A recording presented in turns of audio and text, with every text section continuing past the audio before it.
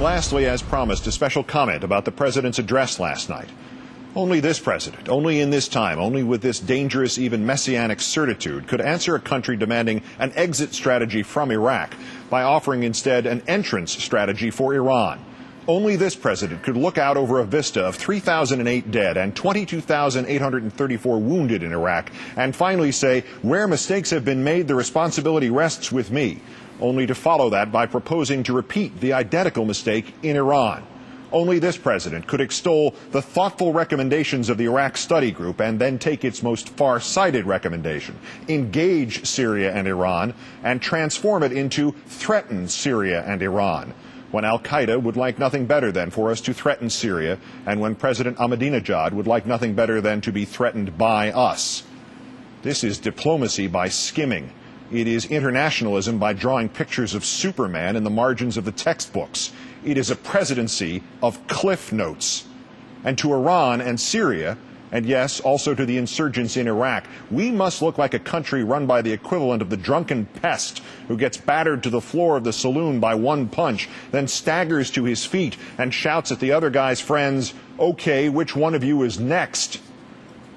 Mr. Bush, the question is no longer what are you thinking, but rather are you thinking at all? I have made it clear to the Prime Minister and Iraq's other leaders that America's commitment is not open-ended, you said last night.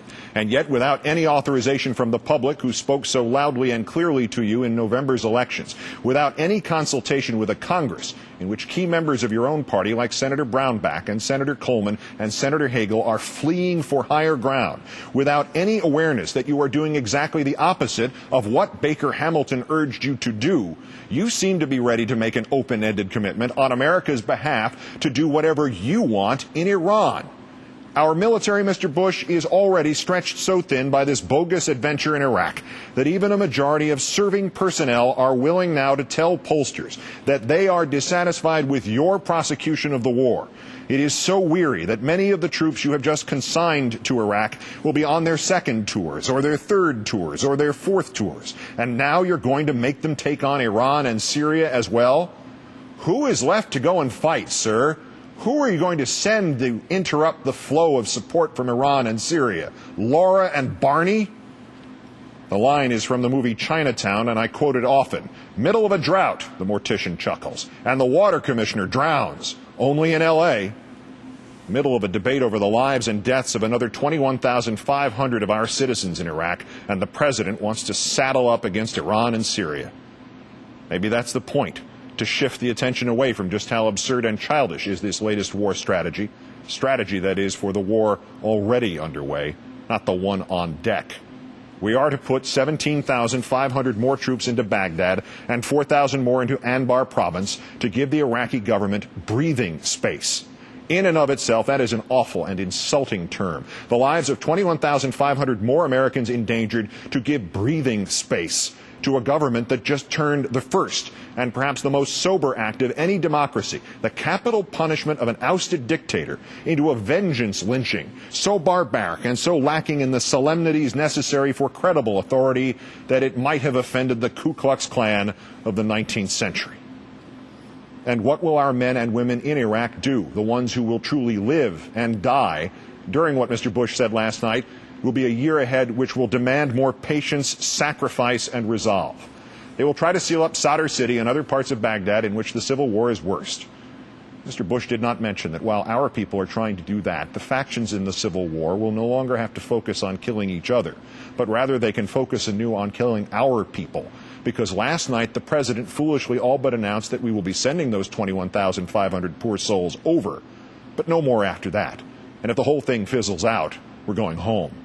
The plan fails militarily, the plan fails symbolically, the plan fails politically.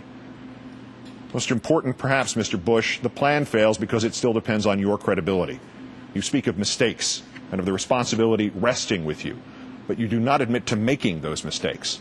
And you offer us nothing to justify this clenched fist towards Iran and Syria. In fact, when you briefed news correspondents off the record before that speech, they were told once again, if you knew what we knew, if you saw what we saw, if you knew what we knew was how we got into this morass in Iraq in the first place, The problem arose when it turned out that the question wasn't whether or not we knew what you knew, but whether or not you knew what you knew.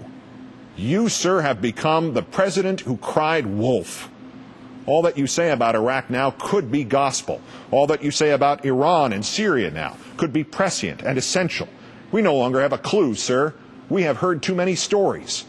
Many of us are as inclined to believe you just shuffled the Director of National Intelligence over to the State Department because he thought you were wrong about Iran. Many of us are as inclined to believe you just put a pilot in charge of the ground wars in Iraq and Afghanistan because he would be truly useful in an air war next door in Iran.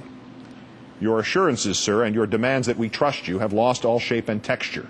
They are now merely fertilizer for conspiracy theories. They are now fertilizer indeed. The pile has been built slowly and with seeming care. I read this list last night before the president's speech, and it bears repetition because its shape and texture are perceptible only in such a context. Before Mr. Bush was elected, he said nation building was wrong for America. Now he says it is vital. He said he would never put U.S. troops under foreign control. Last night he promised to embed them in Iraqi units. He told us about WMD, mobile labs, secret sources, aluminum tubes, yellow cake. He has told us the war is necessary because Saddam was a material threat, because of 9/11, because of Osama bin Laden, Al-Qaeda, terrorism in general, to liberate Iraq, to spread freedom, to spread democracy, to prevent terrorism by gas price increases, because this was a guy who tried to kill his dad, because 439 words into that speech last night, he trotted out 9/11 again. In advocating and prosecuting this war, he passed on a chance to get Abu Musab al-Zarqawi, to get Muqtada al-Sadr, to get bin Laden. He sent in fewer troops than the generals told him to. He ordered the Iraqi army disbanded and the Iraqi government de-Baathified. He shortchanged Iraqi training. He neglected to plan for widespread looting. He did not anticipate sectarian violence. He sent in troops without life-saving equipment. He gave jobs to foreign contractors and not to Iraqis. He staffed U.S. positions there based on partisanship, not professionalism.